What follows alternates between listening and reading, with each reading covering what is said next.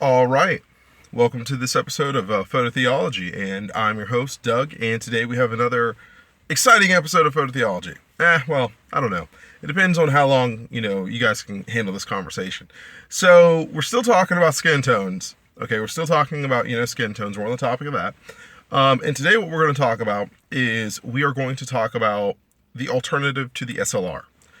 Because I think that that's really important to actually cover.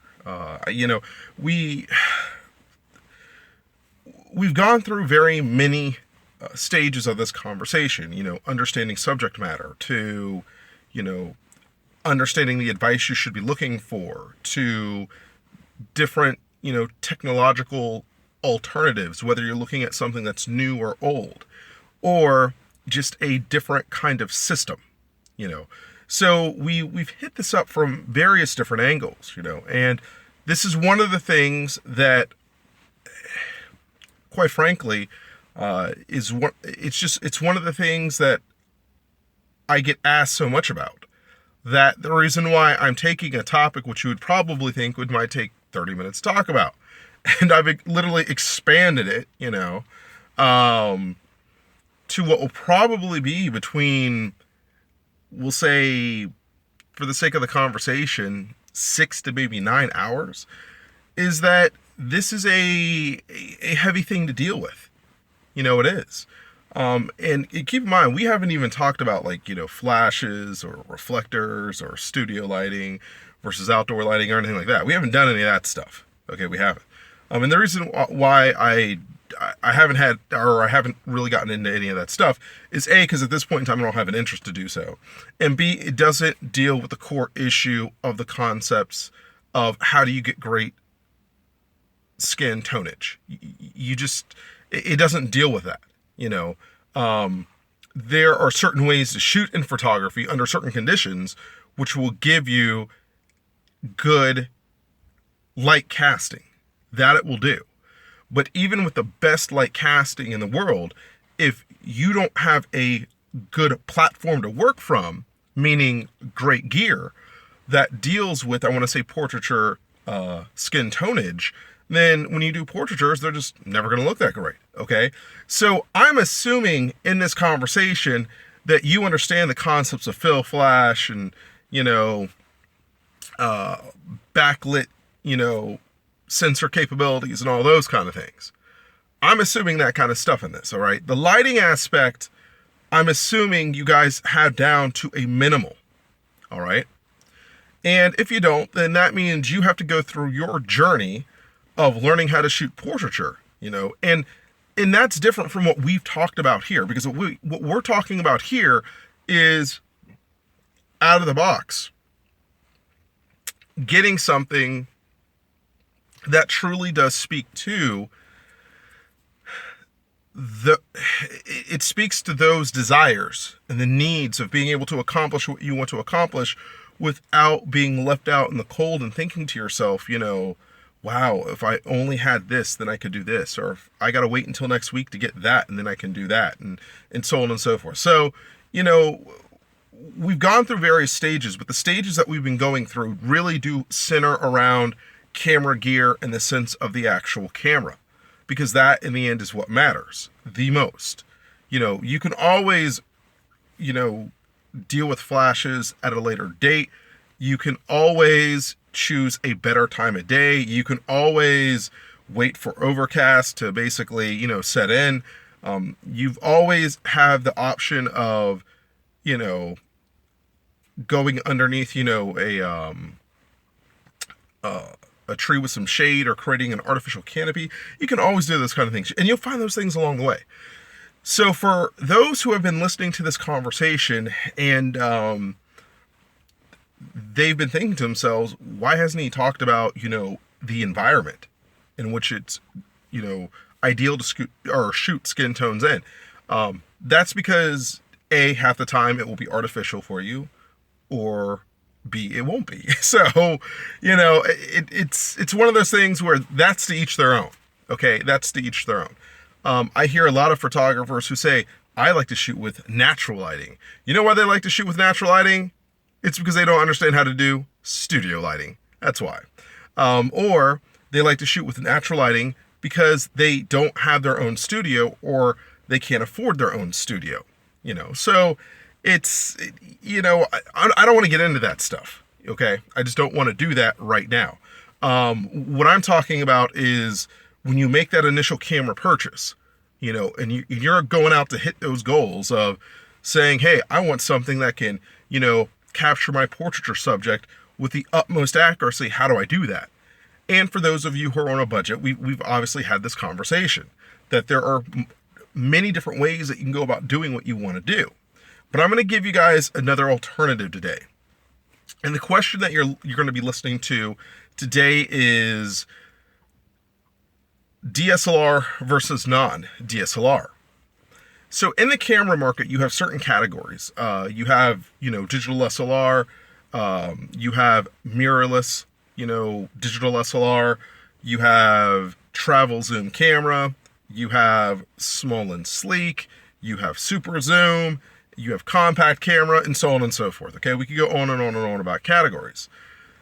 But there is a certain kind of category of camera which doesn't have its own category, yet it exists. And this is the kind of camera that, for those of you who are getting into photography, and I talked about this before, but we're going to hit it hard today. For those of you who are getting into photography, and for those of you who want to have great versatility within a certain realm, and you're willing to give up versatility on the back end of other things you're not currently concerned with, this category is going to be the most important category for you to look at, which is called your specialty camera, your fine-tuned camera, or your legacy camera. These cameras are cameras that are not digital SLRs. They are point-and-shoot based cameras. But what they do is they define the manufacturer and their, shall we say, mission statement on idealistically how a camera should be built in a summed up package. That's essentially what they are. Okay. Now these cameras are in abundance. Every manufacturer makes them, whether you're talking Panasonic, whether you're talking Olympus, whether you're talking Sony, whether you're talking Canon, you're talking Fuji, even Nikon. They all make these cameras. They all do. Just about every single manufacturer makes these cameras. And these cameras are cameras that are the best at what they do for what they cost.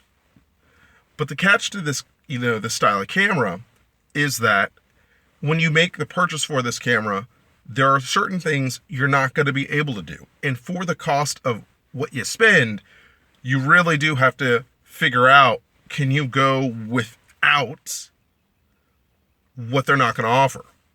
Okay. Now, as of late in the camera market, I would say in the past 2 years or so, you've started to see now a shift. Okay, a shift in where camera manufacturers are really trying to hit hard now on specialty cameras. Now, at one point in time, before the emergence of digital SLRs, and this is something that is really important to note, before they took the realm, specialty cameras were what digital cameras were all about. And the reasoning for that was that specialty cameras were highly profitable, and besides being highly profitable, they were amazing tools. Like, if you want to go back and think about what made Canon great as a digital camera company, all you have to do is look at Canon's S series and look at their G series. But even before that, if you want to go back and look at their earlier stuff, their earlier high-end stuff, you'll find it there. You could talk about Sony. Sony has the same old story, and Sony came out with some amazing stuff early on in the day. You talk about Fuji, and with Fuji, you know, whether you're talking about something like an S60, I think that's what it's called. Can't remember now. It's been so long. Shoot. Um, or you go back to when they were making like 3 megapixel cameras and stuff like that. I mean, these guys were making some crazy stuff. They were. There were no limitations on how to build a camera. You could build a digital camera however you wanted to, and they did it. Now, what happened over time was the market became more standardized. That's what happened. And then digital cameras, in the sense of DSLRs, evolved, which kind of eroded away the specialty camera platform. And then what happened was a mistake, basically crept up across the board, which there was this belief that DSLRs would be the main ticket to growing your camera company. Now, I said this was a mistake in terms of belief. And the reason for it is that it is true. It is a mistake in terms of belief. And let me first confront that issue. Because when understanding why should you look at a specialty camera versus what I just said about DSLRs, you have to unravel this part of it first, which is manufacturers believed that by building standardized platforms and then by accessorizing those platforms and having the consumer pay for the accessorized aspect of the platform, that they, meaning the manufacturer, that they would reap the greatest benefits from that kind of scenario. Now, what happened as a result of that? Well, what happened was this. Digital SLRs did become standardized. They did, in terms of being the main platform. Digital camera manufacturers, many of them lost their ways, aka Canon. Okay, so remember that whole T1 through T6i series? What was the whole T series about? Was it about photography? Nope. It was about videography. It was about videography. It was about the fact that Canon had decided to turn their Rebel series lineup into a premier videography-based lineup. And what did that do to Canon as a company? Well, it messed up a lot of things. Drastically hindered their sensor development. They weren't outputting the sensor technology they needed to. It messed up their given camera lineup where they had way too many Rebels. Depreciation of just trying to keep market share because they were over bloated as a company crept in. So like in other words, they were artificially lowering the prices of their cameras so that they could keep the market share, which then in turn cut into their margins. But what did that do? That stunted the growth of full frame camera sales. Now, Canon's not the only company that you can make that argument with. You could take Sony. Sony's another great company to talk about. Okay, what happened to Sony when Sony decided to drop specialty cameras primarily and then go to DSLRs? Well, here's what happened. Sony went through a number of technological innovations, but the problem was no matter how many technological innovations they went through, as a result, they weren't able to stay on message with a singular camera or a singular camera style. They weren't able to do it. You talk about the Alpha 100, then you jump to, the Alpha 350, then you get to like a Sony, A55 or a Sony A53 or A57. I mean, you could go down the line of just, if you look at Sony's transitional aspects of the Alpha, and I'm not talking about some A6000 or an A5000 or I should say A5100. I'm not talking about those cameras. I'm talking about their traditional, A mount cameras. If you look at their lineup, you will see how they were so desperate to try to hold the mantle of DSLR, to acquire it, that they just went through innovation after innovation after innovation, and there was no certainty in their camera lineup to rely on. You look at a company like Fuji. What happened to Fuji? Well, when Fuji decided to break away from the Nikon mount, what happened with them? They didn't build an SLR for how many years? Yeah. You're talking like 4 or 5 years, something crazy like that. I mean, it was a long time. They didn't build an SLR. And even if you were to look at a brand like Nikon, look at a brand like Nikon and what they did. Well, with Nikon, it's very simple. They thought the name of the game was just assortment, and they still believe the name of the game is assortment. So at the same time, you have a Nikon D3100 out on the market, you release a 32 to fix the problems of the 31. And then what you do is you release a 33 to fix the problems of the 32. So literally you can have a Nikon D5200, D5300, and D5500 all out on the market.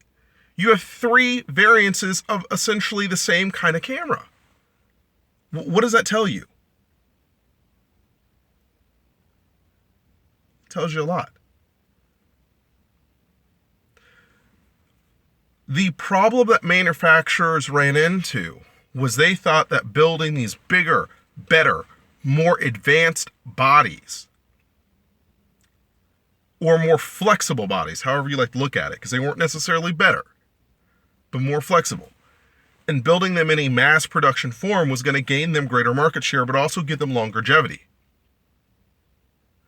But the problem with what the manufacturers were doing was this: the cameras lacked innovation in many respects. For the exception of maybe Sony, I'm going to say, and Panasonic, and Olympus, I'd say, for the exception of those 3,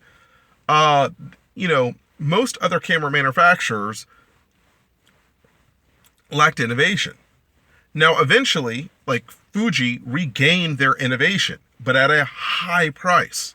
But now it's starting to pay off for them, And they were patient about what they did. They saw the mistakes that other manufacturers made in the market, and they just weren't going to make the same mistakes. Pentax never needed innovation because they're just Pentax. They do their thing, and their thing always works. But when you look at like Nikon and you look at Canon, and even to a lesser extent Sony, innovation really didn't work out that well for Sony. Innovation's definitely not working out for Nikon, and innovation's definitely not working out for Canon. All right, it's not working out for any of those companies. And what came along to completely blow the DSLR theory was the smartphone. That's what it was. So you got to remember, these manufacturers decided that they were going to build these cameras. They were going to build these, DSLRs with interchangeable lenses and all this other jack, going into it. And lo and behold, people bought into it the first time around, but then they were like, you know what? There's so many lenses to carry, yada, yada, yada, so on and so forth. I don't want to mess with all this stuff. I just want to take a nice picture. And then slowly yet surely, you had these smartphones coming out. First it was Apple, then it was Samsung, then it went back to Apple, then it was Samsung, then LG hit the scene, and then HTC, and then, whoever you want to talk about. They all got in on the act. And then what happened was the format of photography changed because of this. It was real simple. Oh, I forgot to bring my digital SLR. Oh, but I got my smartphone. Let me take a picture. Ding. There you go. But what smartphones also did, aside from the convenience factor, although they didn't take a better picture, you know what they did do? They were good at lying to the consumer. Meaning that if I'm, looking at a 5.5-inch OLED display or AMOLED screen, or, just high definition screen. Shoot, it's 5 inches. Think about it. It's 5 inches. If I'm shooting a 12 to 16 megapixel smartphone, that picture is going to look good essentially no matter what under normal lit conditions. The reason why it will look good is because I'm not printing it out and I'm not throwing it up on my computer and I'm only uploading it to social media. So camera manufacturers, put all this faith in the DSLR. Most of them did. And because they put this, unrenowned faith into them, believing that, hey, you know what, we can just sell more of this stuff and forget about everything else. When there were clear cracks in the foundation of that thinking, what happened was there was a complete erosion to how to deal with the smartphone effect. Now, the smartphone effect, or I guess you could say phenomenon, if you'd like to call it that, is something that's not going away. It's still something that is encroaching on camera, on the camera market, and it's not going to go away. And brands like Panasonic, for example, they've just gotten smart and said, hey, look, we're just going to begin to transition cameras, systems into smartphones. And Samsung's tried this too. Now, I'm not saying that these are great ideas. What I'm saying is they're willing to look at the idea for what it is, and see if the implementation of it is a feasible one. Which, in the end, I don't think it's going to be. I don't believe that it will be for at least a long time. And even brands like Sony are saying, in not just Sony, but even Olympus are saying, hey, why don't we build some lenses for phones? In the end, we'll still make money and the consumer will still be able to use their phone. Why not do that? And again, I just don't think that that's going to work either. And there are various reasons for that. But what happened was something that was very simple. There was a belief that you have to go with a digital SLR if you wanted to have the greatness of camera taking, or photography. And in that camera taking, picture taking or photography, however you'd like to phrase the term, what essentially happened was your market flipped on its head and people went for convenience. Because a lot of people just believe that, hey, having the thing on hand, not needing to lug around 20 different lenses for what I want to take pictures of is fine. But the biggest thing where manufacturers missed the mark was the fact that they tried to over bloat the system. That's what they tried to do. And think about it here, okay? So you go into a retail store, right? And they offer you an SLR and they say, oh, if you buy this lens with it, it's going to be X amount of dollars that you end up saving. Otherwise, you come back next week and buy the lens separate from the camera. It's going to cost you X amount of dollars more. And you think to yourself, oh man, this is a really great deal, yada, yada, yada, so on and so forth.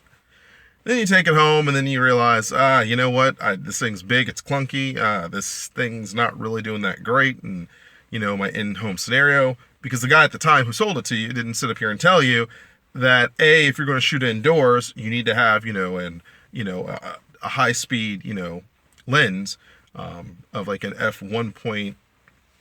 F1.4 or a 1.8 or an f 2.8. I mean, the things are really bad. 2.8 is like as low as you can go. So yeah, if you're shooting indoors, you need at least an f 2.8 to make things work. But of course, the better the aperture, the better you're going to be.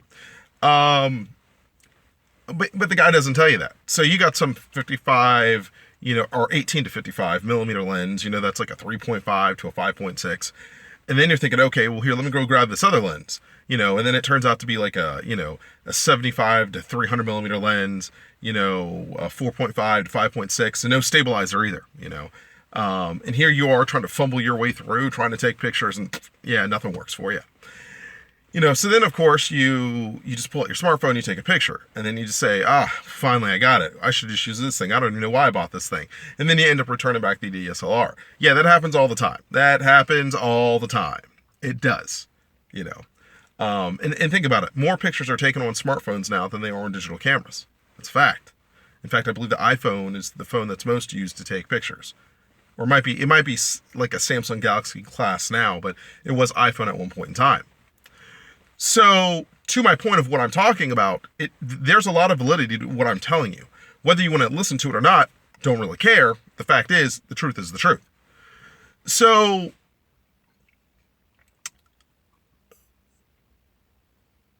why is this important to skin tones? I mean, like this whole conversation of skin tones. Well, the reason why it's important to this conversation of skin tones is because manufacturers are now figuring out that the issue that they're having with dealing with the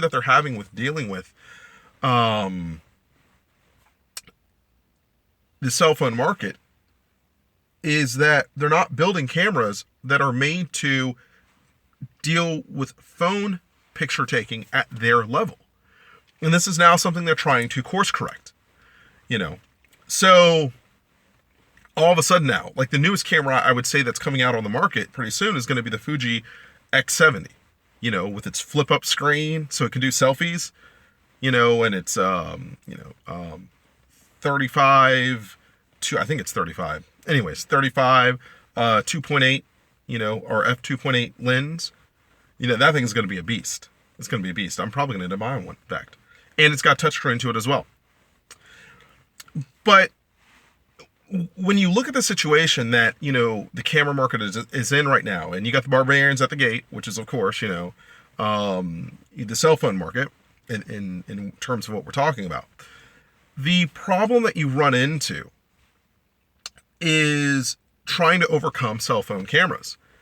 And the answer is it's always been there. It's always been there, just manufacturers don't want to do it because they're afraid of the losses they will incur due to the fact that they're not putting a DSLR in someone's hand and due to the fact that they're not selling them lenses over time. But again, like I said, this concept was a mistake from the jump.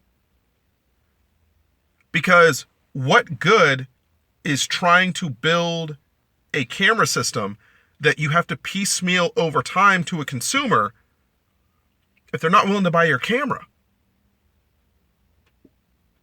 And this is where specialty cameras come in. So, during the time of the development of DSLRs, even before the time of development of DSLRs, and in this current time of development of DSLRs, manufacturers have developed what are called specialty cameras. And these specialty cameras are cameras that excel at one thing. Whatever that one thing is, they're supposed to excel at. But what they do is they give you optimal output for their given platform. And this is really important to understand because these cameras are cameras that are normally fine-tuned. So one of the nice things about these cameras is that they come with excellent aperture control. They come with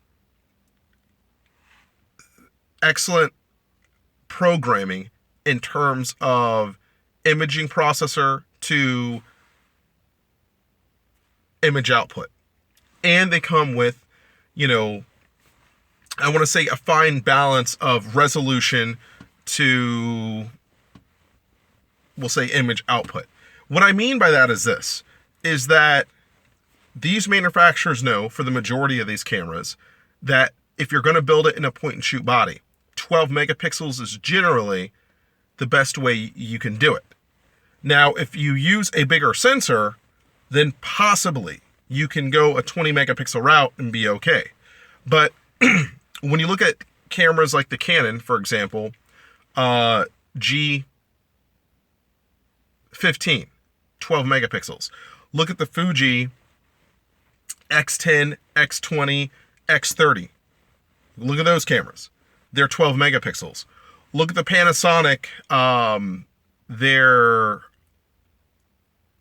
FZ, or I think it's FZ 200 and 300. Again, 12 megapixels. And I could go on and on, okay, about different camera manufacturers that use 12 megapixels. And those are the ones that are using just slightly than higher average digital camera sensors for compact cameras, point and shoots, that is. Okay, so it may be like a 1/1.8 versus a 1/2.33. So it's a slightly bigger sensor, but the output is phenomenal. And we'll get into that here in a little bit and why that's important to what we're talking about today. Or what happens is you essentially get like the 1-inch sensor effect, okay, which is what Sony does and what Panasonic has, essentially tried to mimic, but they've done it a little differently in some cases. And Nikon, is now moving towards that, and Canon is now moving towards that as well. But what it's all about is using a bigger sensor and giving you bigger resolutions. Now, the reason why specialty cameras are important is because specialty cameras actually set the consumer up in a way where they're able to maximize on the potential of what they're going after with that style of camera. For example, okay, I'm going to go with the Panasonic LX100. The Panasonic LX100 runs $700. That's how much it costs. It's about 12 megapixels. But the Panasonic LX100 is one of the best cameras ever made, and I mean literally ever made. For $700, maybe if it's not on sale, you get it for $8, whatever. The camera itself, although it has a 12 megapixel resolution, it uses a micro four thirds sensor. So it's using a Panasonic DSLR sensor in there. The other thing about this camera is that it uses an equivalency of a 24 to 70 millimeter lens. And it's a 1.7 to 2.8 aperture. That's what this camera is. Not to mention, this thing has great low light sensitivity. It can shoot between a -3 and -4 exposure in terms of autofocusing sensitivity. And in addition to that, its 4K video is phenomenal. Totally phenomenal. But my point of what I'm going after here is this. Think about that. You think about everything that I just mentioned. And then we get into the fun part of this camera uses a fine-tuned system, meaning it's color balance. It's auto white balance corrector. It's noise control. Everything is fine-tuned. The lens on the camera is a Leica lens. Now, granted, when Panasonic gets a Leica lens, they don't get Leica's main building. They get the garage, or they get the basement, depending on, which lens we're talking about. But regardless of that, it's still a Leica lens, which can easily hold up to, and let's get into it now, your Canon L series lens, or your higher end Nikon full frame lenses. So think about what I'm talking to you guys here for a moment about, okay? Let's say that you're a person who wants to get into portraiture. All right, you've been told that you need to get yourself a full frame camera, as people often are told. And the lens that you need to pick up is either like a 50 millimeter, 1.4, or if you want to have a portraiture zoom lens, you may want to look at something like a 70 to, a 24 to 70 millimeter lens. Although some people do prefer a 70 to 200 millimeter lens when it comes to portraiture and stuff like that. They do. But I myself, I do like, and I think it is better to shoot with overall something like a 17 to 70 millimeter lens. And a lot of it just deals with, like, I want to say lens distortion and stuff like that. But also when you want to have those wide angle shots for group shots, you can actually do that. You're not pulling that off with some 70 to 200 millimeter lens. So that kind of defeats the whole purpose. So let's say that you're getting into portraiture, all right? And you're finding out the prices of the lenses, and you're like, man, this lens is like $2,500. To get it with a stabilizer, f2.8, L lens, 24 to 70, or maybe it's the 16 to whatever, you're like, man, this is like $2,000, $2,500. I don't know if I could do this. The camera's already, $2,500 for a 5D Mark III.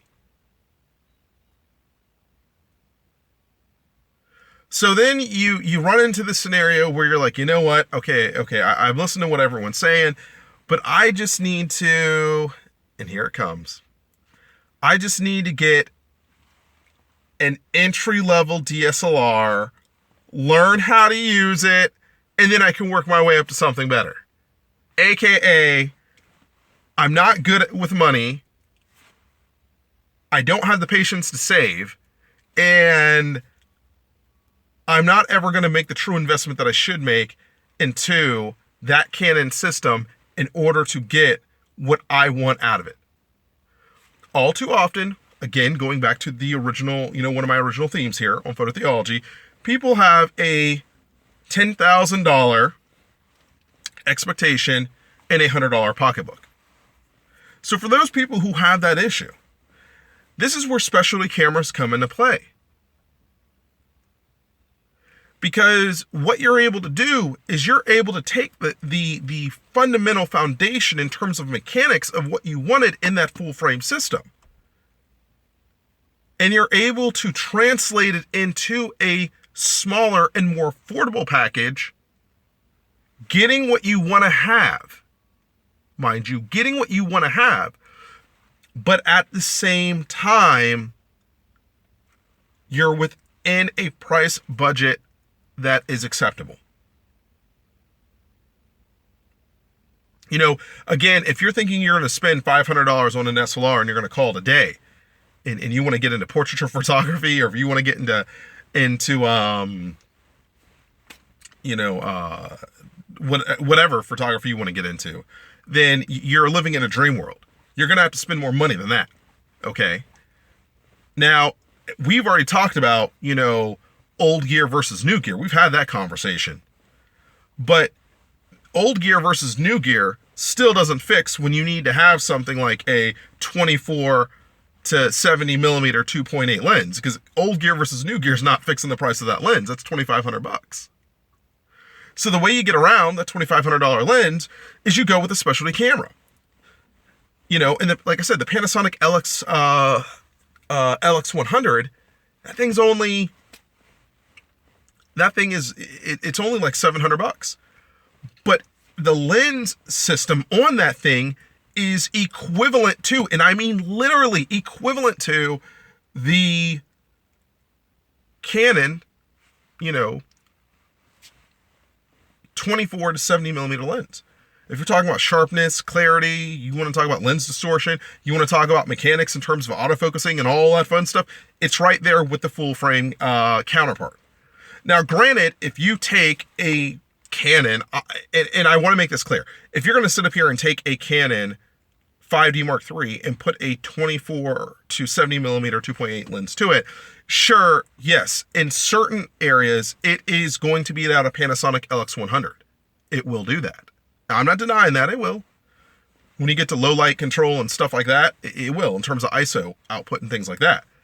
But still, the Panasonic's going to be better when it comes to skin tones, because it's a specialty camera and it is fine-tuned for those kind of things. Actually, it's better when it comes to skin tones than what the Canon would be. It's better when it comes to white balance. It has it has an auto multi-white balance correction system. It has that. And it's better when it comes to, light zoning and stuff like that. And it's actually, faster camera to boot. So yeah, when you look at something like a Panasonic LX100, it literally takes the field. Now, let's say the person, again, we go back to the scenario, and the person says, well, I want to go with the main brand of camera. I don't think Panasonic's a main brand of camera, so I want to go with a main brand of camera. So let's say that you're one of those ignorant assholes like that, okay? That's what I'm going to call you, is an ignorant asshole, all right?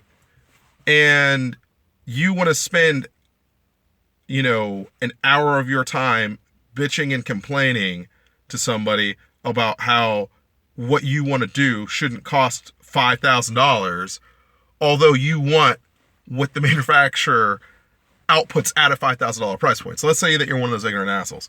Okay, so here's the solution. Again, specialty camera. You go with a Canon in this case, all right, for around $400 to $500. You go with a Canon G15. Now notice I'm not saying G16. G16 sucks. G15, totally awesome. All right. Now, something you have to understand here when we're talking about the Canon G series, all right? The Canon G series is Canon's, like, it is one of their best camera series. This series is a fine-tuned series, especially if you're talking about portraiture, especially if you're talking about color balance. You talk about a lot of things, and the Canon nails it down. Now, let us not kid ourselves. There's no way on earth you're going to take a Canon G15 or 16 and take down a Panasonic LX100. The Panasonic LX100 for the, $400 more than it might be, $300 to $400 more than it might be, is going to kick the Canon's ass. It will totally do that. There's no two ways about that. It will beat the Canon up and down the block. It's going to. But there are a couple of reasons for it. A, it's using a better sensor, a Micro Four Thirds sensor, versus a compact point and shoot sensor. Number one, which is a difference. B, Panasonic is using a high-grade Leica lens. Canon is using a high-grade Canon lens, and Leica wins in the end. All right. C, mechanically, okay, the Canon is good, but the Canon G unit is basically, it's going to have the mechanics of an entry-level Canon SLR. So if you want to talk about like a T4i or a T5i or a, what have you not, that's where the Canon's going to be. The Panasonic's AF speeds are essentially, for the sake of the conversation, we'll say, going to be about 50% faster. Okay. 50% actually could be 50% to 100% faster. But regardless, the Panasonic is just a faster system. The Panasonic is basically going to be the ideal SLR killer in this conversation. But if you can't fork over the, 7 to 8 to make it happen, because you're still looking at, editing software and stuff like that you got to put into your budget, then of course we get to the Canon G16. That's what we do. And the Canon G16 is 15. 16 sucks, 15's awesome. Just gonna let everybody know that. The Canon G15, uses that high-powered lens. Again, you want to have that superior aperture ability. You've got that going on. So a 1.7 to a 2.8, yeah, you got that. Or you want to have, I want to say, that depth of field effect, which again the Panasonic gives you because of its superior aperture. The Canon's going to be able to give that to you as well with a superior aperture. Also, raw file compatibility. Canon has great raw file compatibility. You are still shooting in RAW with these cameras, but when you start talking about color balance, that's one of the key things to specialty cameras, is that they're excellent when it comes to color balance. Okay, they're excellent when it comes to color balance. Now, you might be asking yourself, well, what am I giving up by going with something like an LX100? Okay, which you're probably Googling right now online to figure out what the camera is. Or a Canon G16. What am I giving up? Or a Canon G15. What would you be giving up? Well, what you're giving up is very simple. You're giving up the ability to do long zooms. You're not going to be able to use this thing as some, crazy super zoom camera on a football field. That's what you're primarily giving up. You're going to have some zoom, but your zoom is primarily made for portraiture zoom. And it's made for low light performance. So, when you think about that birthday party where you got people wanting to take, pictures inside of a child blowing out candles and all that fun stuff there, that's where a camera like the Panasonic, the LX100, is really going to excel. Or if you think about, you just want to do some senior pictures. Let's say that you're a kid trying to get into doing, pictures of your friends or senior pictures or whatever the case may be. That's where the Panasonic LX100 or the Canon G15 are going to fare very, very well in those scenarios.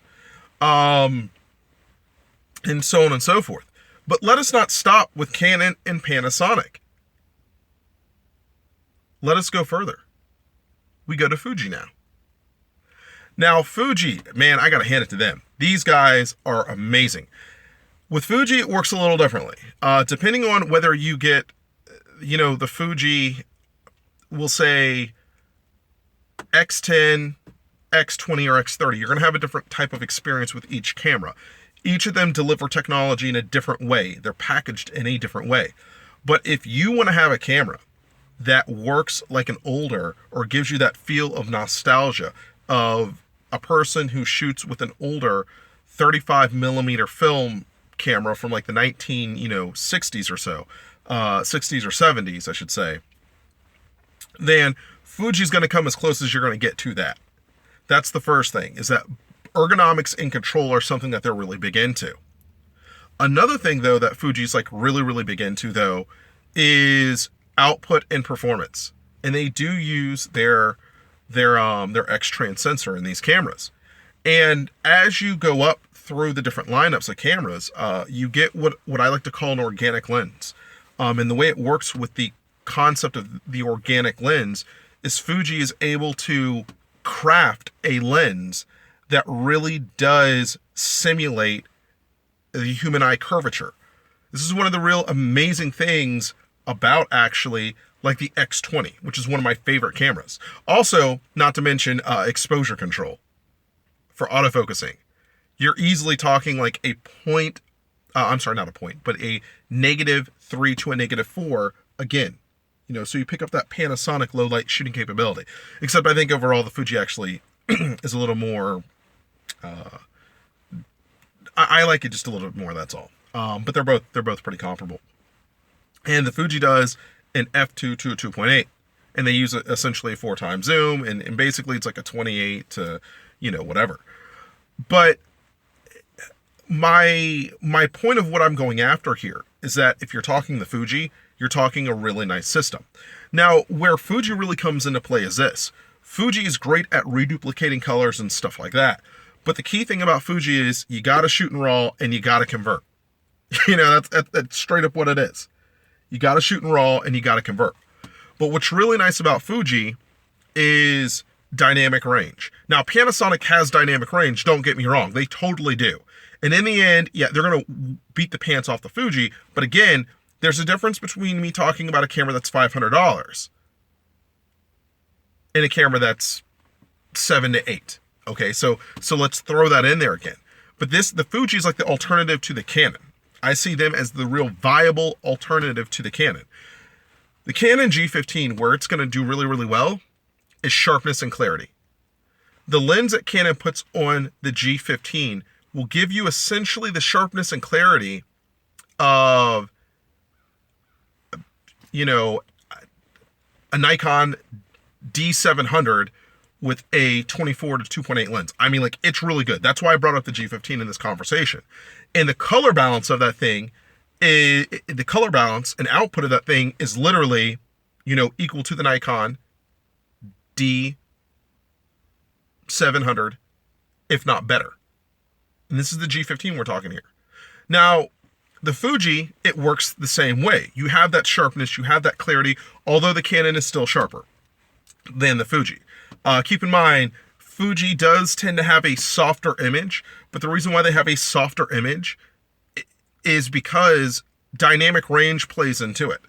And as good as the Canon is not stronger than the Fuji or Panasonic when it comes to dynamic range. And that's something that we have to point out here, And the thing that you got to keep in mind about the Canon is a camera that is based on surface exposures. That's why it's able to match, the G15 is able to match even your highest end full frame, cameras with, top end glass.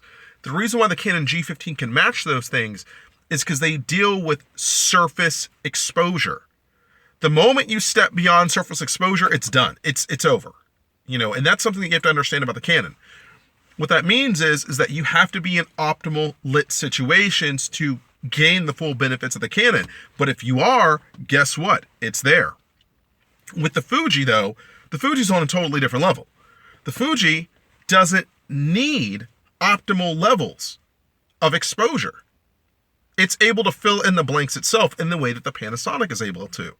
And that's because the Fuji has the X-Trans sensor, and then of course the Panasonic has the Micro Four Thirds sensor. But the thing that you got to keep in mind about the Fuji is this. Because the fact that it's an X-Trans sensor being used in a compact camera, although it is a specialty camera, and although it's using, what I like to call an organic lens, it still needs to be post-processed with a real photo editing program in order to look correct. It's got to be. And that's one thing I do have to point out about the Fuji system, and it's the little kink in the wheel. But I'll tell you this: you take the Fuji X20 or X30, go ahead and put it up against a Nikon, D3300, and here's what I mean. Let's take those two. Okay, so the Fuji costs, we'll say at this point in time, I think it's about $400, and the Nikon costs about $400. All right, or the Fuji costs $500, the Nikon costs $500. Let's say they cost the same, because they generally do at this point in time. What can I do with the Fuji that I can't do with the Nikon? Well, the first thing is this: auto white balance corrector. The Fuji can correct white balance automatically, and I'm talking the X20 or X30 here when I'm talking here. All right.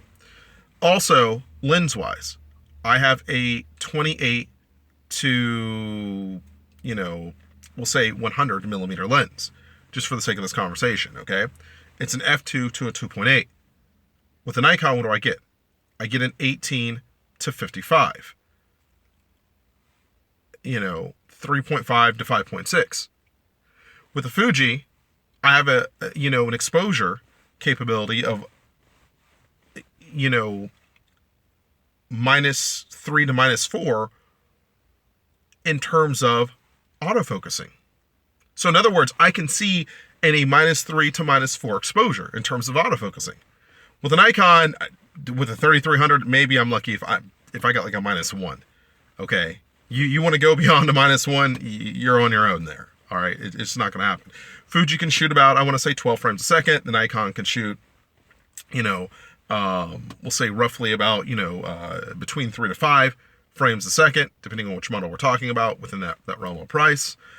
And then we talk about, even video. Fuji can autofocus. Nikon has a shitty focusing system, if you want to talk about that. But now let's get into the core mechanics, okay, of the image quality.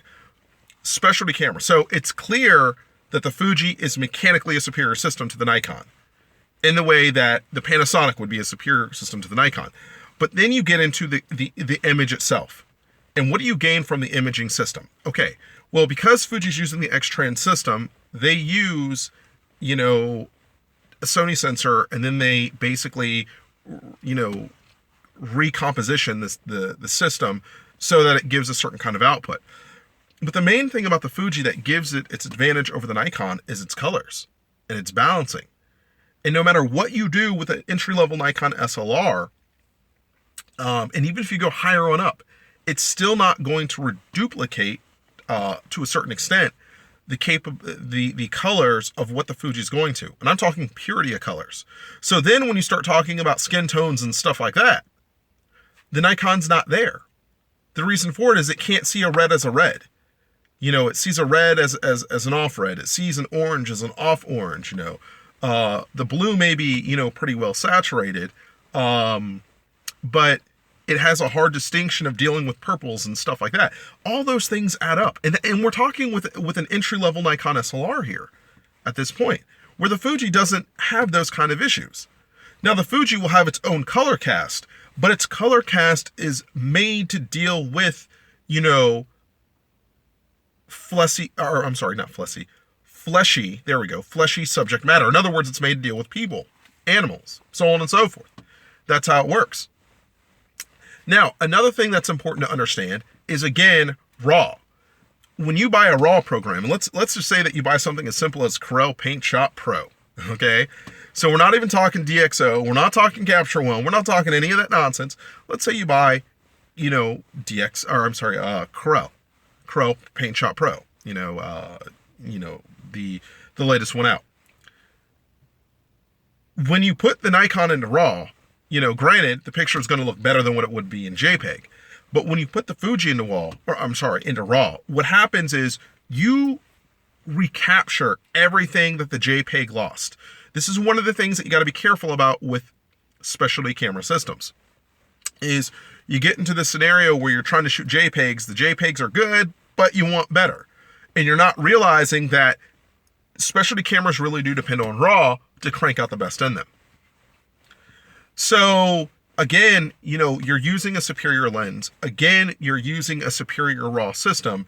And again, you're utilizing that superior lens with that superior RAW system with the Fuji. You're not doing any of that with a Nikon. So you got to ask yourself, why am I buying a DSLR? If I'm only going to spend $500, because I want to start off with something and then get into something better, why not just get into something better to begin with? Unless you're in love with the idea of just swapping out a lens with another lens that you can't swap out with because you only spent $500 and you didn't get an extra lens for that $500, what difference does it make?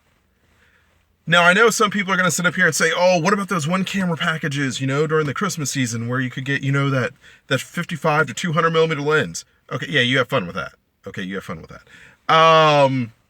It doesn't change the fact that you don't have a portraiture lens.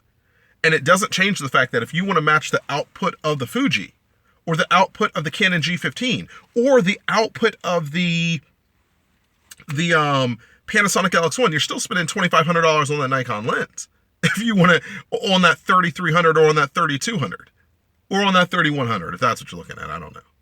You're still going to be spending $2,500 on a lens. So it's a moot point. It's never going to happen. That's my point. And then that's still not going to change the color balance system. It's not going to change how Nikon tends to, in some cases, undersaturate their reds. How they tend to, in some cases, have an off tone of orange and yellow. So it's not going to change any of that stuff. Where with the Fuji, in this case, like an X20 or an X30, what happens is the JPEG may look, a little scuffed. Why? Because it's JPEG. And tell me a camera in this current day and age that takes great JPEG shots. Not too many of them do. Most cameras are RAW compliant at this point. I mean, that's just how it works. But once when you throw it into RAW, mostly everything is pretty accurate. It is for what you're going after. And that definitely makes a huge difference when you talk about skin tones. Now, let's say that you are a person who says, well, you know what? I like the idea of a specialty camera. I want to do senior pictures, but I also got to do stuff for, sporting events and stuff like that. I can't just have a camera that only has a times 3 to 4 zoom. I can't do that. But I still want to have the aperture, control capability. And I still want to have X, Y, and Z. And by the way, just to let you guys know, if you don't have at least a 2.8 aperture on your lens, then you virtually have no aperture control whatsoever. Okay? You don't. I hate to break it to people, but that is the truth. There's a huge difference between having a 55 millimeter lens that is shooting at a 5.6 aperture versus having a 55 millimeter lens that's shooting at a 2.8 aperture. You need to have at least a 2.8 in terms of having true aperture control for depth of field purposes and low light shooting capability. You need to have that. And then from there, if you want to make it a 3.5 or whatever you want to do, then you go ahead and do that. But let's say that you're a person who needs to have zoom. Well, this is where cameras like, for example, the Panasonic, FZ 300 and 200 come into play. Now, I'd probably say the 300 for better low light shooting, sensitivity. But regardless, these are the kind of cameras you look at. So the way it works is that they have a 24 to 600 millimeter lens. When it's all said and done, basically they have a 24 times zoom, but they have a 2.8 the whole way through, and these are Leica lenses. These cameras here shoot at a very high frame rate. They have an excellent body design. I love them. Now, they do shoot in RAW, and you can even record video, and they even have a mic output and all this other stuff. And price-wise, they're generally about, I want to say six to 500. Okay. So again, we get back to this whole scenario of, let's say that you're a person who purchased that quote unquote camera package, because you wanted to start off. Remember, you wanted to start off with the whole, I'm going to start with an entry-level SLR and then work my way up to, something high-end, which you're not going to do. You're lying to whoever you're asking to, sell you the camera. And of course you're lying to yourself, because you're never going to do it. You're not going to make a jump from, a Nikon D32 or 3300 to a Nikon, D5. You're not going to do that. It's not going to happen, and everybody knows it. Because on top of that, you still got to buy the lenses for it. So yeah, let's say that you want to do, nature, and, you want to do landscape, and you want to do wildlife and what have you not. Then you know what you need? If you're only going to be spending $500, you get a camera like this. That's what you do. But also, if you're going to do portraiture, you get a camera like this. Okay, so look, we're not leaving the whole skin tones realm. We're still talking about skin tones, but we're talking about a different kind of outlook now. Now we're looking at outlook here. That's what we've been talking about today, is outlook. So you need to have a different kind of outlook. You need to have an outlook where you can understand that, hey, if I'm not going to spend this kind of money here for a DSLR, then a specialty camera for what I'm willing to spend is going to give me X, Y, and Z. Now, for the Panasonic, first off, again, it's going to do great when it comes to lighting for the type of camera that it is. It's definitely above average for a point-and-shoot camera. It's definitely going to give you the aperture control to blur out your subject background. It will do that. It's, and you're going to get good, I'm going to say color balance. You're going to get that. The only issue with this camera is really its sharpness and clarity. And what I mean by that is the pictures are clear. That's not a problem. But with a camera like this, you got to be careful, because you got to recognize that this isn't going to deliver the same image that the Fuji's going to deliver. Like an X20, it's not delivering that. Okay. And no, it is not going to be a fair substitute for a Panasonic LX100. It's definitely not going to be that either. Okay. This camera is going to give you a superior lens, that's for sure, compared to other cameras. It will. No two ways about that. But the trade-off is this. You get the lens that you want, but you get weaker sensor output. Now, the shame about this is that the sensor output on this thing is really great, but to go through all of those, we'll say, elements of the lens to be able to take a single shot is just a strain on the sensor. So although you do get a nice picture, you don't get it compared to cameras that only have, instead of a 24 times zoom like what that camera has, if you're comparing it to a camera that basically has like a 5 times zoom or a 4 times zoom or a 3 times zoom, those cameras are going to take better pictures. They're going to take better pictures. The reason for it is that they just have less, stuff they have to deal with in terms of lens. And that makes a difference, So this camera is for the person who is looking for something that's going to be highly versatile in terms of having the jack of all trades at the price point that they're willing to be at, which is essentially, we'll say, a,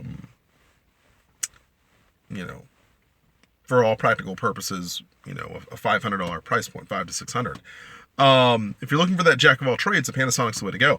Now, the other thing you have to keep in mind here, again, you can shoot RAW too. That's not a problem. But let's be honest here, RAW on this is not like RAW with the Fuji. Okay? It's not. So in some cases, you may feel that you're better off just with keeping with a JPEG than even trying to do a RAW. And that I can totally understand with a camera like this. But you are buying it for its flexibility. And honestly, you are buying it for its aperture control. You are actually doing that. And that is something that really has to be, pointed out in this. Now, we haven't spent much time talking about, other specialty camera manufacturers, and I want to get into those for a second. So Sony recognized that mirrorless cameras were not their strong point.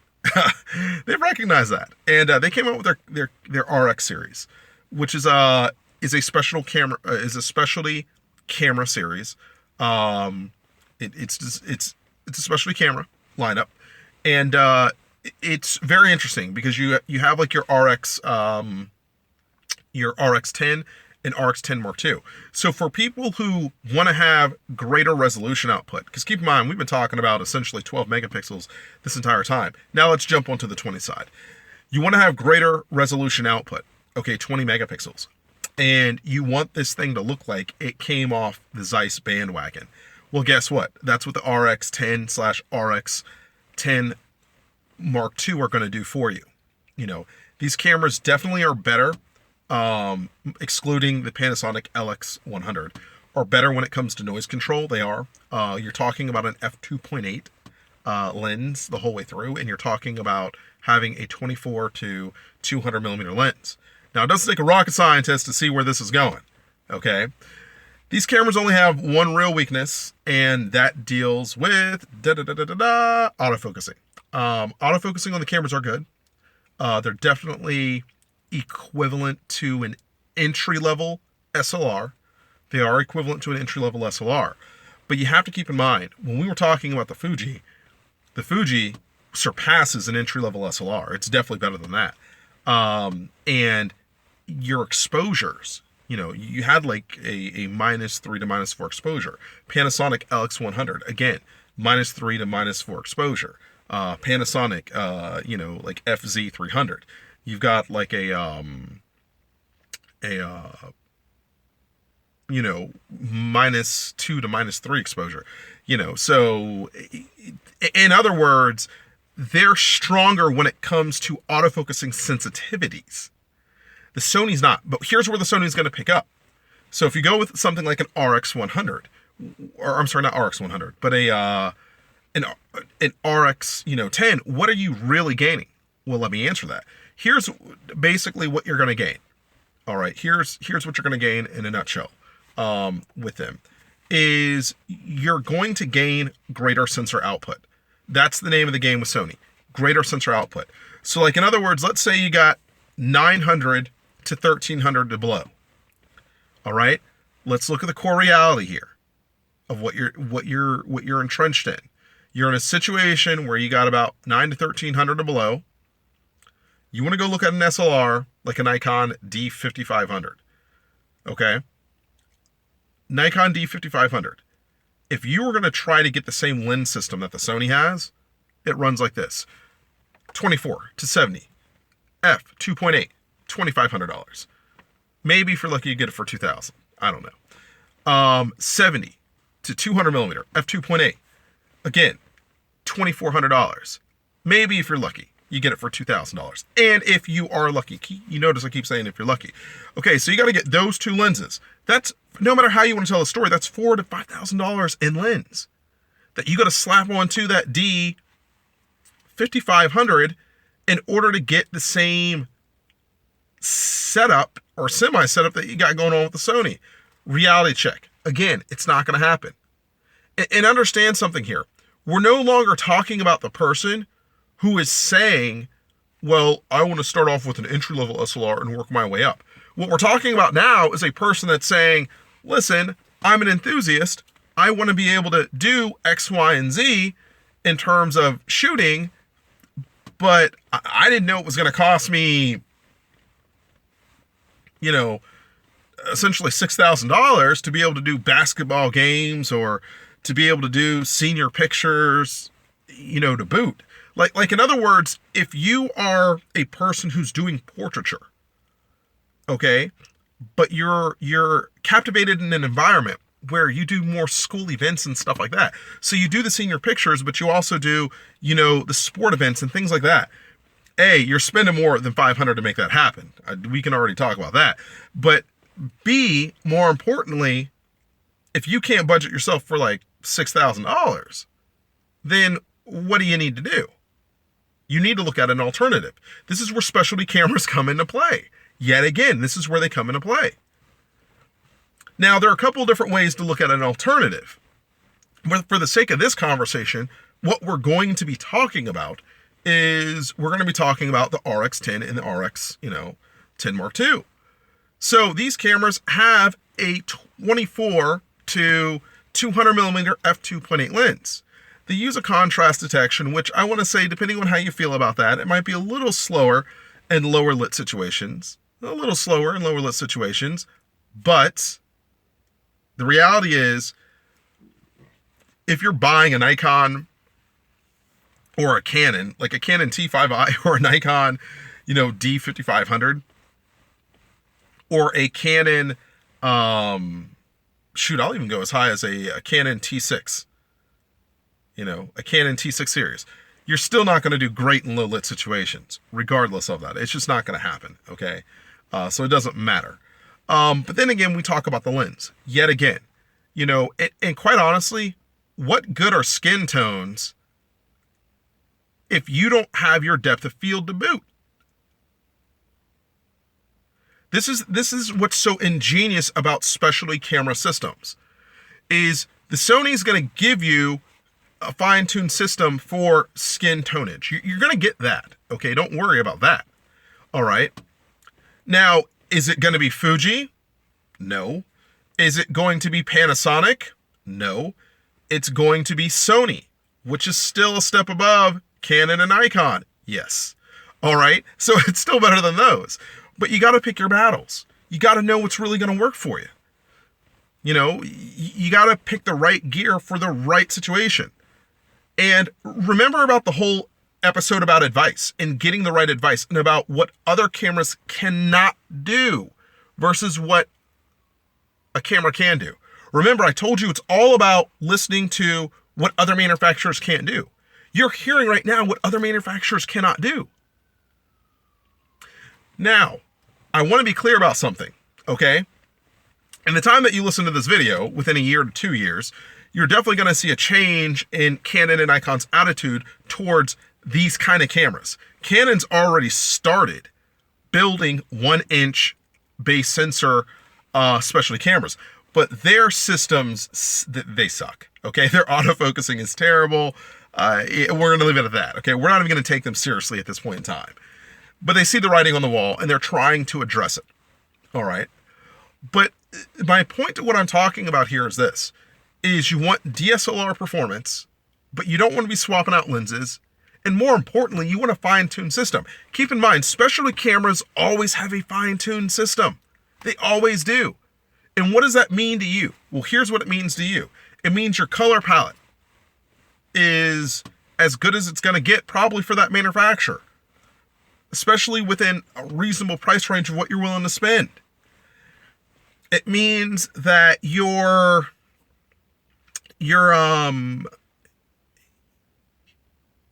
ability to create true composition is not hindered in any way, shape, or form within the elements of what that camera was meant to perform with. It means that you have a camera that when you look at it and pick it up, my phone can't do this. And you're not going to be getting the picture quality that you would be getting from your cell phone. Even if, and I'm talking even if, and say it with me now, even if you look at it on a cell phone screen. You can't do that. The depth of field, okay, the low light shooting abilities, the autofocusing abilities. Your phone can't reduplicate those kind of things. Okay, I hate to break it to people, but there's no cell phone running around shooting at like a -3 exposure. Okay, not one that I've seen anyways, that can actually autofocus like a camera can. And I mean like during broad daylight at a -3 exposure. right there, that's going to kick the cell phone out of the conversation, all right? But then on top of that, most cell phones, their ISO ranges are, you get beyond 200 on a cell phone and it's falling apart pretty quickly, okay? Some cell phones will give you about an 800 to 1600 ISO. These cameras we're talking about here, you're talking 32 and beyond. You talk about speed, autofocusing speed. Your cell phone, normally is about a 0.3, okay? We'll say about, about a 0.3 in terms of second. So we'll say about a 30th of a second. That's what you got. Where these other cameras I'm talking about, like a Panasonic, for example, is, like a 0.15. Or the Fuji is averaged about a 20th of a second, just depending on the scenario that you're talking about. Sony still 20th-ish of a second. Slower than the Fuji, but still doable. Okay, so in other words, you get DSLR autofocusing capability.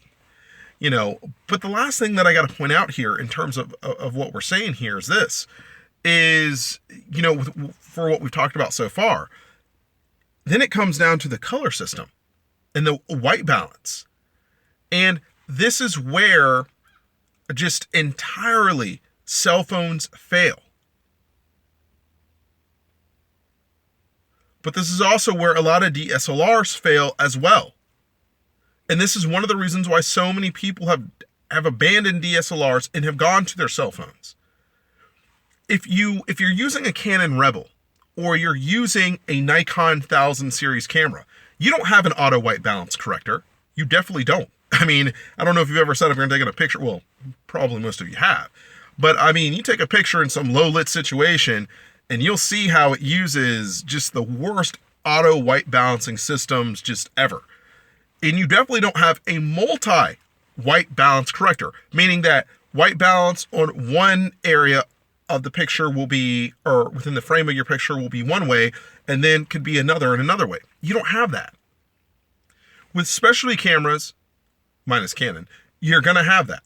Canon will have an auto white balance corrector, by the way, just not a multi white balance corrector. But if you're talking about a brand like, Fuji, or you're talking about Panasonic, they have auto white balance or multi white balance correctors. Light zoning. Talk about light zoning. Okay. The ability to, break an image up into various sections and then evaluate light. Again, you talk about Fuji, right on the mark. Panasonic, needless to say, right on the mark. You talk about your cell phone, yeah, good luck with that. And even if you talk about Canon, it's still better than what the cell phone is. If you're talking a G15. Notice I keep talking about G15 here, not G16. Okay? But you guys get the point of what I'm talking about here. You get the point of what I'm talking about. Even if you're talking Sony. I mean, yeah, and still, yeah, if you are talking about Sony, by the way. Yeah, Sony is excellent when it comes to their auto white balance corrector. And I want to say their RX 10 series. It's not a true multi white balance corrector. It's not that. It is an absolutist one, but regardless, it's still good. It's still good. It's better than what Canon has, so I wouldn't worry about it. But then you start talking about, I want to say, resolution and output and usable resolution. The thing that people find out about a lot of cell phones and stuff like that is they find out that their prints can't go beyond a certain, shall we say, size, which might as well be like 5 megapixels. I mean, seriously, it might as well be like a 5 megapixel deal. If you are trying to go greater than 5 megapixels and you're talking about a cell phone, you are pretty much, I'm going to say, out of the game. Cell phones aren't made to blow up to 16 megapixels, although they advertise it. Cell phones aren't made to even do 12, essentially. 5 megapixels is basically where I would say maybe 8. Fine, I'll be generous and give you 8 on the cell phone. But 8 megapixels is where cell phones basically are optimized on the resolution. And after that, you see it go downhill. Now, there's a reason for that, which is this. Most, like, digital camera point and shoots, they're depending on the manufacturer you're talking about, their actual zenith of pixel, all right, if you're talking about baseline cameras, was, shall we say, about 6 megapixels. With even the newer technology, 8 megapixels, Sony's technology gave them about 10 megapixels. That was the zenith of their technology. You know, and I'm talking point and shoot cameras here. Okay, so if you're actually wondering why is it cell phones don't have great skin tones, if you're wondering why can't DSLRs have great skin tones, if you're wondering why I'm wasting my time talking about point and shoot cameras as an alternative to DSLRs, here's the reason why. It is the outlook of understanding the weaknesses of DSLRs and cell phones versus specialty cameras, and then applying it to the portraiture that you're trying to go after. The problem that you have with DSLRs and cell phones is it's the pixel density at this point in time. It's purely pixel density. You know, DSLRs were never meant to be at a 24 megapixel pitch. They weren't. 14, ideal. 16, pushed it a little. But when you take it up to 24 or 18, you know, and you talk about Canon, for example. Canon's, you know, one of the things I found amazing about Canon, when they came out with their new TI series, remember I told you it was geared towards videography, okay?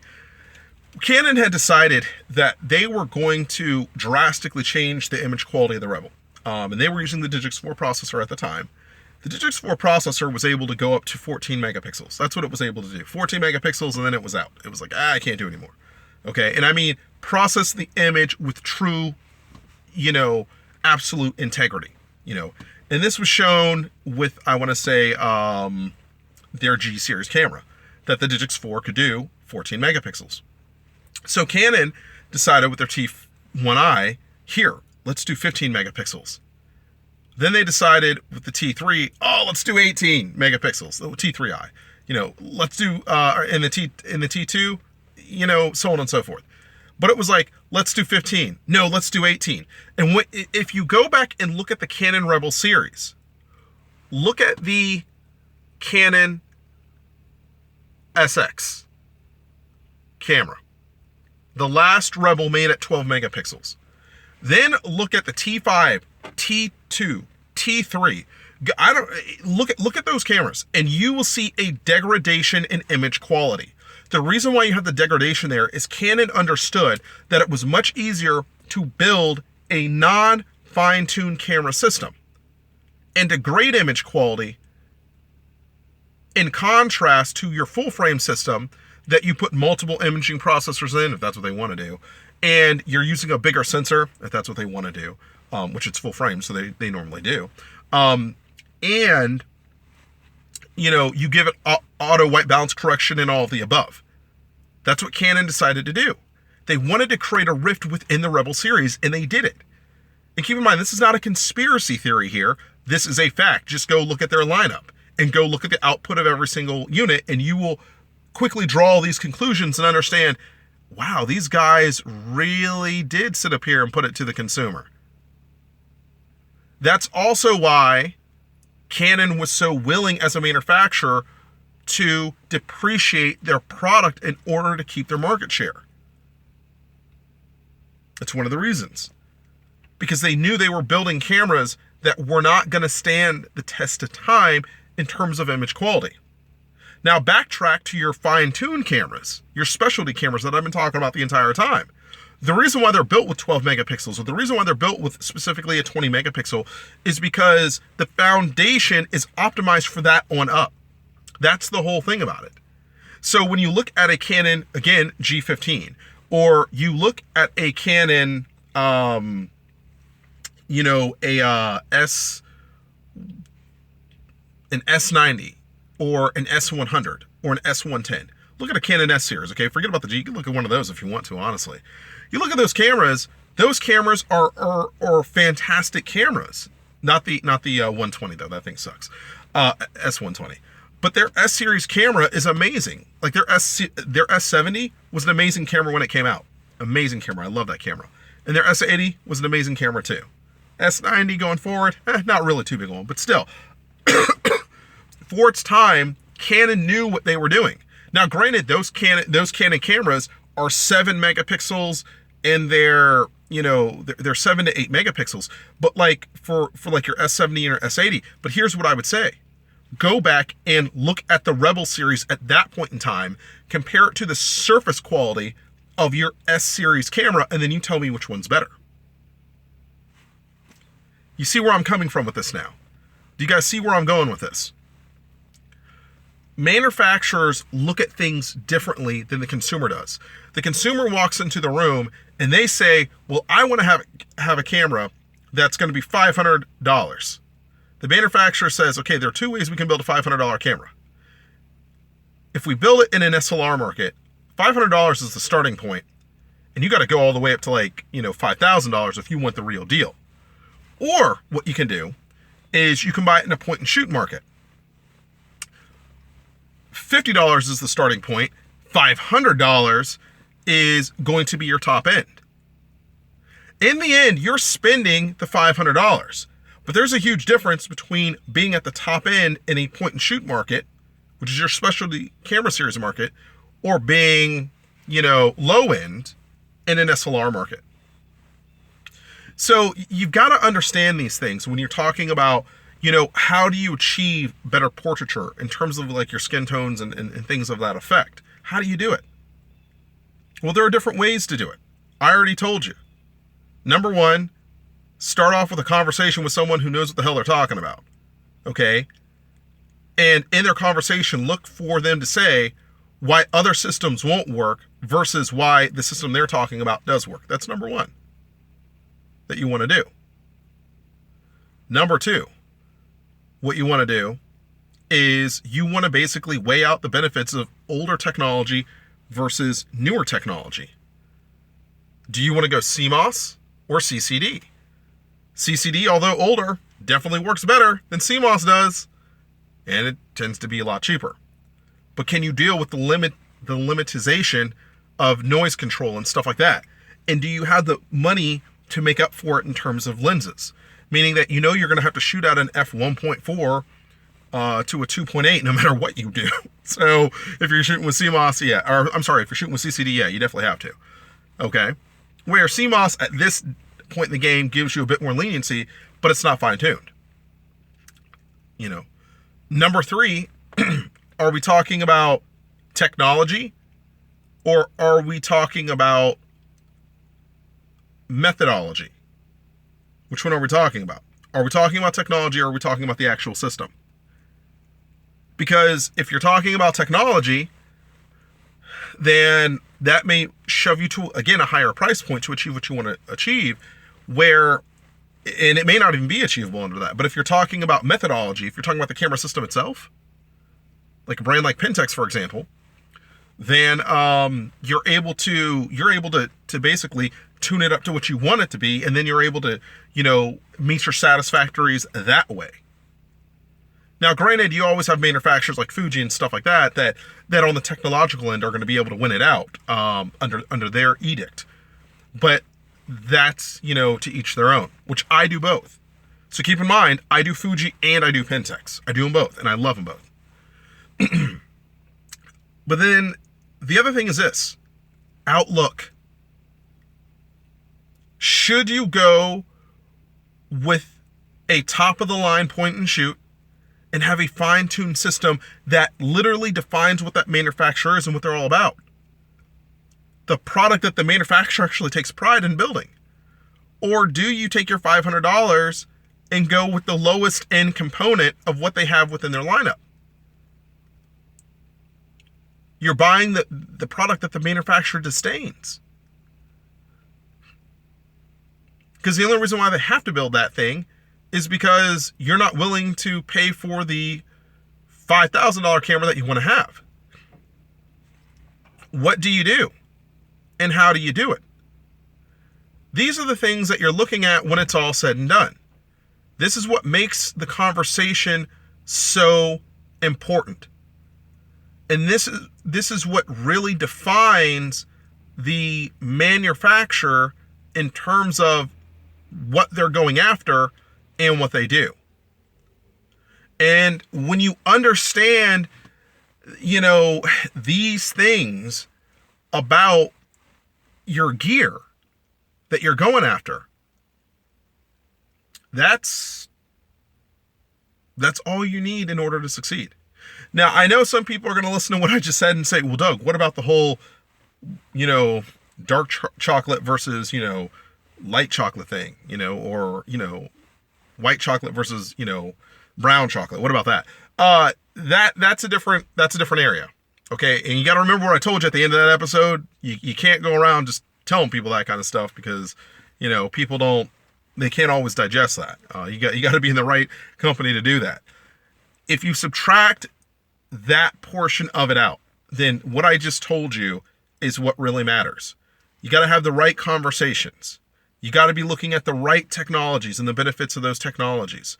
You have to weigh, technology that brings you simplicity versus a camera system that can bring you an absolute. And then, of course, you really have to look at, the outlook of the product line that you ultimately want to have. Is an SLR actually feasible? Maybe it's not.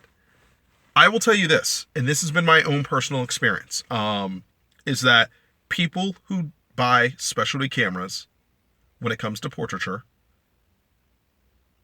tend to be happier than people who buy SLRs. I will flat out tell you that. I will tell you that as a God honest truth. Now look, I'm not trying to do a series of skin tones on the idea of being cheap. That's not what I'm doing. If you've listened so far, then you understand I'm not about being cheap with this. What I'm doing though is I'm trying to do a series based on real world scenarios. So you may know somebody who's trying to get into, cameras and they want to do people. If you know somebody like that, rather than you sit up here and waste your time trying to tell them what they need to know, let them listen to, the 6 to 9 hours that this is going to be. And you say, here, you really want to know something? Listen to this guy. And then from there, you guys talk about it and do what you want to do. And, you take it from that platform. And I'm not kidding myself. Not everybody is going to agree with what I've said in terms of this conversation. I know that for a fact. Not everybody will agree in terms of the series of conversations we've had. And the reason why people won't agree, it'd be various reasons. Like, for example, the whole CCD versus, CMOS thing. Someone sits up here and pulls out like a Fuji, TX, I'm sorry, not TX, but XT1, and then says, yeah, see, compare this XT1 to this Fuji, Fuji S1 Pro. Yeah, okay, fine, yeah, I get that point, If someone's going to make that comparison, yeah, then CCD definitely is going to lose against the CMOS. But you got to remember, I talked about a certain bracket of things, and that's the whole thing, is everything is proportionalized. But you got to deal with the proportionalization of what you're going after, okay? So, yeah, no, I get it, I really do get it, and I don't expect everyone to agree with me. What I love to see, though, is I love to see people try to disprove me, because it just, for whatever reason, doesn't happen. It really doesn't. And you're going to see here in a little bit, because we've got one more episode to do on skin tones, just one more, okay, which is going to be software. Okay, we're going to do software.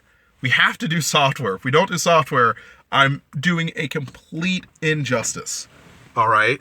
So yeah, we got one more that we got to do. All right. But after that, we're going to get into some fun stuff here. I mean, like, yeah, I got some things I want to do. And you're also going to start seeing, aside from some fun stuff, you're also going to start seeing, and just to let you guys know, other types of videos that I'm going to do. I don't know if I just want to sit up here and do straight camera comparisons when there's so many other things to talk about when it comes to cameras, simply because I like, camera technology, and I like discussing camera technology, and I like, getting down to the core roots of, camera technology, marketing, the real intention of the manufacturers and stuff like that. And that's where I come from. And that's why I have such a non-biased approach. Because look, if Canon can be successful in what they want to do, I'm all about it. I will definitely tell you, they've got some wins. But their wins at this point tend to be more in the printer arena than they do the camera arena, which is just kind of sad, but it's true. Nikon, you know, Nikon is in a very unique position because I think that they're going to probably overtake Canon here at some point if Canon can't get their act together on their sensor technology. But that, again, is a different, conversation for a different day. Pentax, they're about to release their first full frame. Now, I kind of feel, betrayed that they would do this because medium format seems to be the way to go. Why sit up here and waste your time doing full frame when you can just make better and better medium format stuff? But again, that's a different conversation to have a different day. We talk about Fuji. Oh, Fuji. We got to be talking about the XT2 and how I want that thing built. Okay, because I'm different from everybody else. And again, that's another conversation to have a different day. Panasonic, God bless their souls, but Panasonic's gotta broaden those horizons. But again, it's a conversation to have a different day. Olympus, same old deal. They build some beautiful stuff, but they got to get with reality, and they tend to hurt in it sometimes. But again, it's a conversation for a different day. My point to what I'm trying to say here is that if you want the non-biased approach to everything, and if you want the real deal to everything, this is where you start. You start with me. Look, you're going to talk to people that have biased approaches. And why do they have biased approaches? Because they own what they own, and they don't want to admit that what they own is a piece. They don't want to admit it. It's just a big heaping piece of what. They don't want to own up to that. I've got friends who have dumped tens. I'm talking like tens of thousands of dollars into Canon as an example, and they are mad to the brim because Canon cannot build anything that is comprehensive in today's market for them.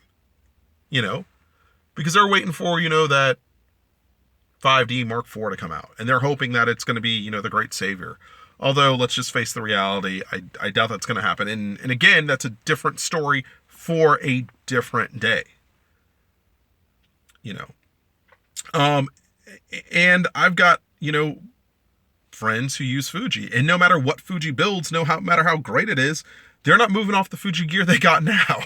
So it comes all over the place.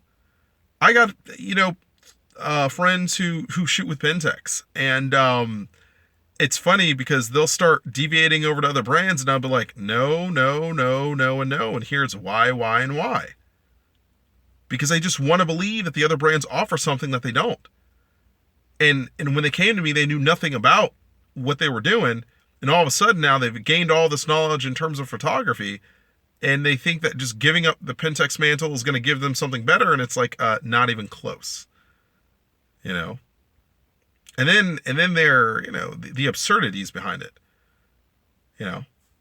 But that's people for you. When it comes right down to it, I mean, quite honestly, that is people for you. It is. It's just how people are, People tend to be gluttons for punishment. They do.